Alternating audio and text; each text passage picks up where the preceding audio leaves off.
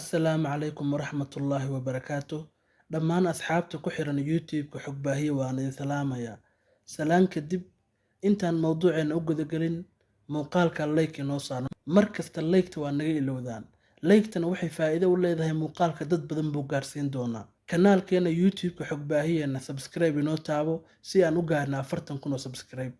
ما أنت موضوعين وحن كهالينا وحوي ومسيح الدجال. مسيح الدجال سيدو النبي إنه شيء صلى الله عليه وسلم وحو يري مصيبة أقوين أدونك صومري دونت ومسيح الدجال فتنة مسيح الدجال مثل لمدة هوري أدونك ومصومرين حدنا مصومري دونتو معنيه النبي وحو كوذا فتنة مسيح الدجال وحي نقونيسا فتنة دي أقوين أدونك صومرتا مدكالي ما أنت وحا عد إن مسيح الدجال وقتكي في لقاري كله ما وقتكي سوى دويهاي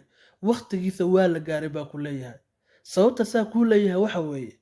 nabigu wuxuu sallallahu alayhi wasallam masiixu dajaal wuxuu soo bixi doonaa xilli la ilaaway oo culimada masaajid aan laga sheekayn aysan dadku iska wareysan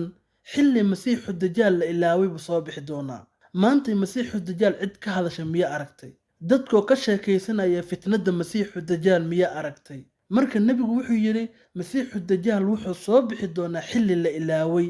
xilli aan isaga laga washeekaysanay buu soo bixi doonaa maantana waqtigeedii waa la gaaray waxa laga yaabaa culimada in sanadkiiba mar hal sheekh oo muxaadaro ka jeeday ka hadlo ama dhowrkiisana mar inuu ka hadlo marka taas cadeyn waxay u tahay xilligii masiixu dajaal in la soo gaaray midda kale nabigu wuxuu inoo sheegay sallallahu alayhi wasallam calaamado waaweyn oo qiyaamaha uu leeyahay iyo calaamado yaryar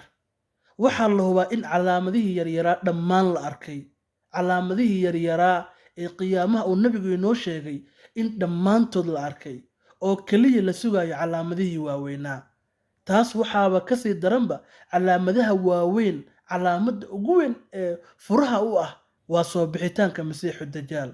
walow dadka qaar ay dhahaan mahdiga calaamadaha waaweyn buu ka mid yahay dadna ay dhahaan mahdiga calaamadaha yari buu ka mid yahay calaa kulli xaal mahdiga markuu soo baxo waqti kooban kadibba masiixu dajaal waa soo bixi doonaa midda kale dagaal weyn baa waxaa isaga hor imaan doona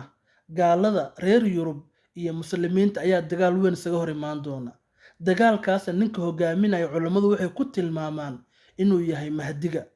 markii dagaalka laga baxo wax yar kadibba waa marka uu soo bixi doono masiixu dajaal iyo mahdigana dagaalo waaweyn bay isaga hor imaan doonaan intooda badan waxa goolaysan doona masiixu dajaal sida xaalka lagu jiro ayaa waxa hadana soo bixi doona nabi ciise markuu nabi ciise soo baxo hogaanka muslimiinta waxa mahdiga kala wareegaya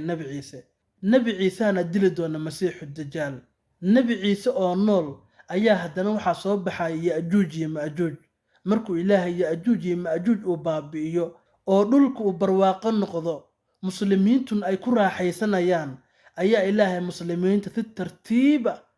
ayuu naftooda uga qaadaya dabeel yar oo qabow ayaa mari doonta dhammaan wixii mu'min ah oo dhanba nafta ilaahay waa ka qaadi doona waxa marka adduunka isugu soo hari doona dadkii ugu liitay dadkii ugu fisqiga badnaa ee taariikhda adduunka soo mara ayaa soo mari doona kuwaasoo xitaa wadooyinka dhexdooda isugu galmoon doona kuwaas iyagoo nool ayuu ilaahay buunka qiyaamaha afuufi doonaa marka intaas waa calaamadaha waaweyn oo nabiga inoo sheegay laakiin calaamadaha waaweyn ee qiyaamaha waxa furo u ah waa masiixu dajaal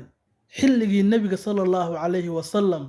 asxaabta xitaa waxay ka biqi jireen in uu masiixu dajaal iyagoo nool uu soo baxo hadda ka waran 1400 oo sano ka hor bay asxaabta ka biqi jireen inuu masiixu dajaal isla haddeer soo baxo laakiin ka waran maanta oo 1400 oo sano laga joogo siduu nabiga inoo sheegay sallallahu alayhi wasallam fitnada masiixu dajaalna waxay noqon doontaa tii ugu weyneed ee adduunka soo marta ilaahay baan waxaan ka baryaynaa masiixu dajaal inuu fitnadiisa naga ilaaliyo muuqaalkeena maanta intaas ku eg yahay wassalaamu calaykum waraxmatullaahi tacaala wabarakaatuh